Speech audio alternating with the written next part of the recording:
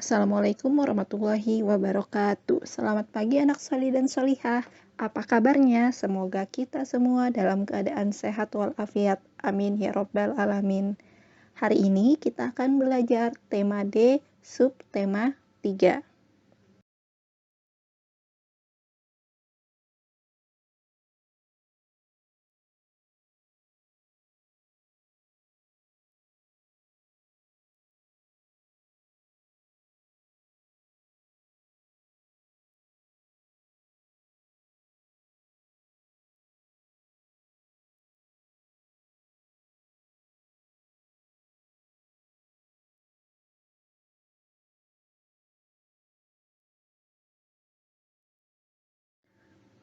Tujuan pembelajaran pada kali ini yaitu siswa mampu menilai kejadian yang terdapat dalam dongeng.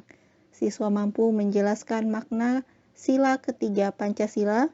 Siswa mampu mengidentifikasi dampak pemanfaatan SDA yang tidak terkendali. Siswa mampu menjelaskan contoh pemanfaatan barang bekas sebagai usaha pemanfaatan SDA. Siswa mampu menyebutkan jenis pekerjaan yang berhubungan dengan sosial budaya, serta siswa mampu menggambar kreasi bertema nelayan.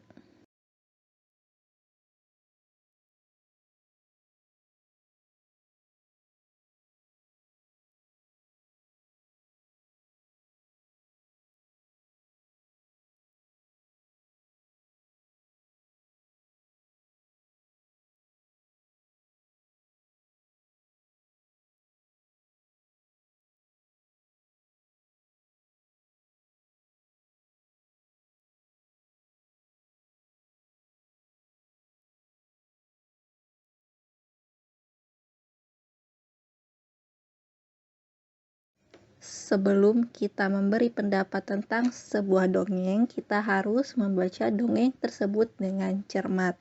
Saat membaca dongeng, kita harus mengetahui unsur-unsur dalam sebuah cerita, yaitu tokoh, latar, watak, prolog, epilog, dan pesan moral.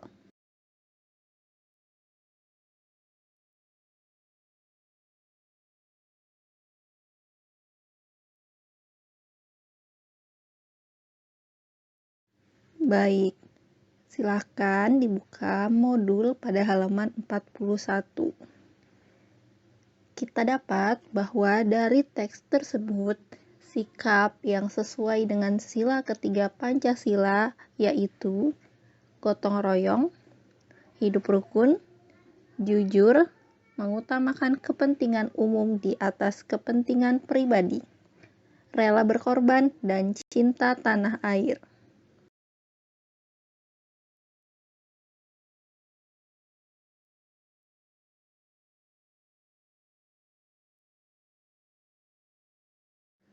Seperti yang telah kita tahu, sila ketiga dalam Pancasila yaitu Persatuan Indonesia dengan lambang pohon beringin. Pohon beringin bermakna perlindungan dan pengayoman. Pohon beringin juga memiliki arti naungan cukup besar yang mampu melindungi siapapun yang berada di bawahnya. Ukuran pohon beringin yang besar mencerminkan negara Indonesia yang besar sehingga bisa melindungi semua rakyatnya. Akar yang menggantung pada pohon beringin menunjukkan keragaman suku bangsa yang menyatu di bawah nama bangsa Indonesia.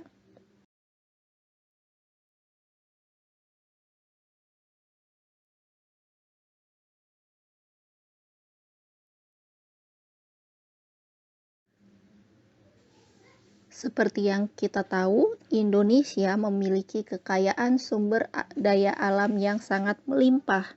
Sumber daya alam dimanfaatkan oleh manusia untuk berbagai keperluan, seperti sandang, pangan, dan papan. Pemanfaatan SDA secara berlebihan mengakibatkan terganggunya keseimbangan alam. Contohnya seperti pembakaran hutan dan penebangan liar.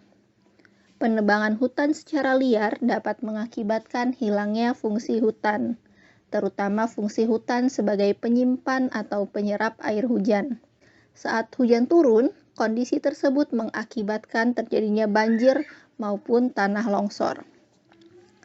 Hal yang dapat kita lakukan untuk penanggulangan hutan gundul yaitu melakukan reboisasi atau penanaman hutan kembali, pembuatan sengkedan, sistem tebang pilih, penegakan hukum, dan pengawasan polisi hutan.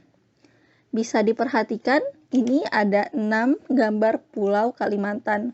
Pada tahun 1950, Pulau Kalimantan itu semuanya terdiri dari hutan. Tapi lama-kelamaan jumlah hutan berkurang. Sampai kita lihat di tahun 2020 ini tinggal sedikit wilayah hutan yang ada di Pulau Kalimantan.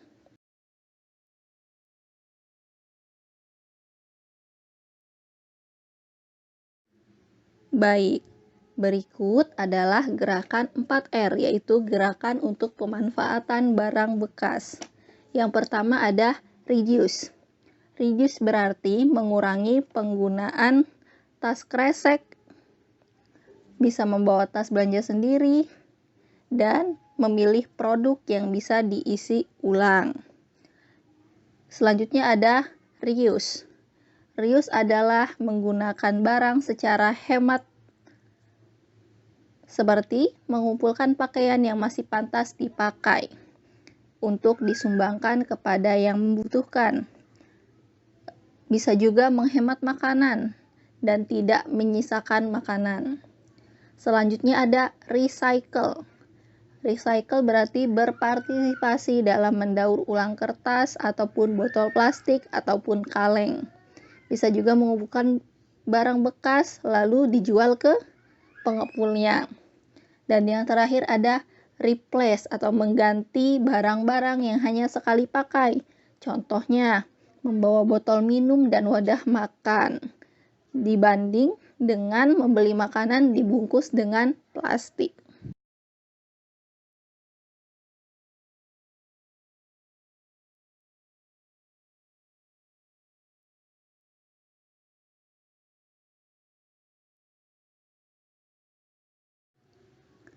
Indonesia merupakan negara kepulauan yang memiliki kekayaan alam yang sangat melimpah. Hal ini berpengaruh dalam pekerjaan masyarakatnya, seperti masyarakat yang tinggal di daerah pesisir bekerja sebagai nelayan, petani garam, tambak udang, dan lain-lain.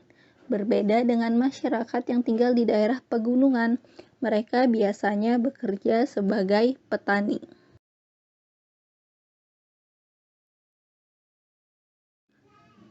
Salah satu pekerjaan yang banyak ditemukan di Indonesia adalah membatik.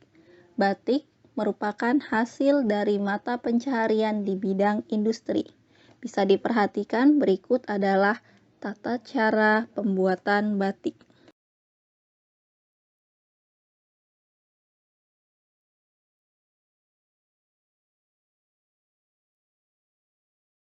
Baik, tugas tambahan untuk hari ini adalah menggambar kreasi bertema nelayan.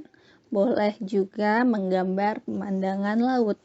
Adapun langkah-langkahnya yaitu, buatlah sketsa sesuai dengan gambar yang dibuat, lalu ditebalkan dengan pensil warna ataupun cat air, lalu hilangkan garis-garis sketsa.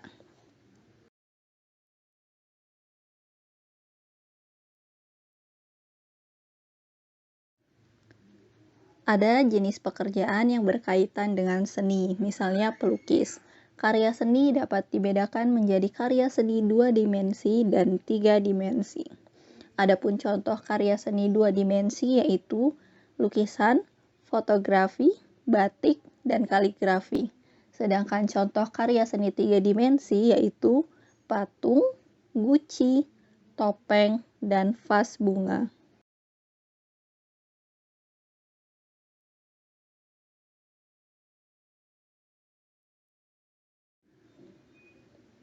Mengapresiasi hasil karya seni dapat dilakukan dengan cara mengamati dengan seksama, mengamati ide, kreativitas, dan juga teknik yang digunakan pada gambar tersebut.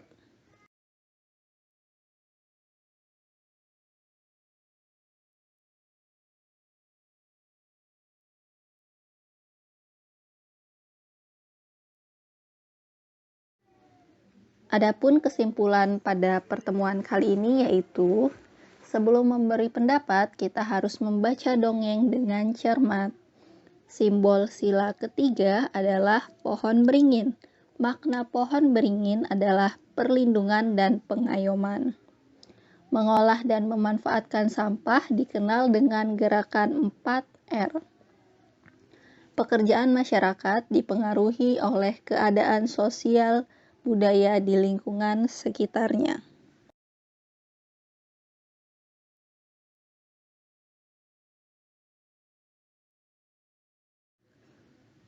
Quran Surat At-Taubah ayat 105, artinya, dan katakanlah, bekerjalah kamu, maka Allah dan Rasul-Nya serta orang-orang mukmin akan melihat pekerjaanmu itu, dan kamu akan dikembalikan kepada Allah yang mengetahui akan yang gaib dan yang nyata. Lalu diberitakannya kepada kamu apa yang telah kamu kerjakan.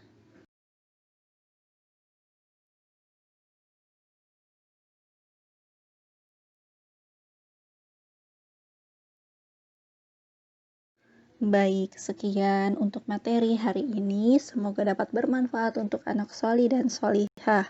Amin. Jika ada pertanyaan, boleh langsung ditanyakan ke Umi. Umi akhiri, wassalamualaikum warahmatullahi wabarakatuh.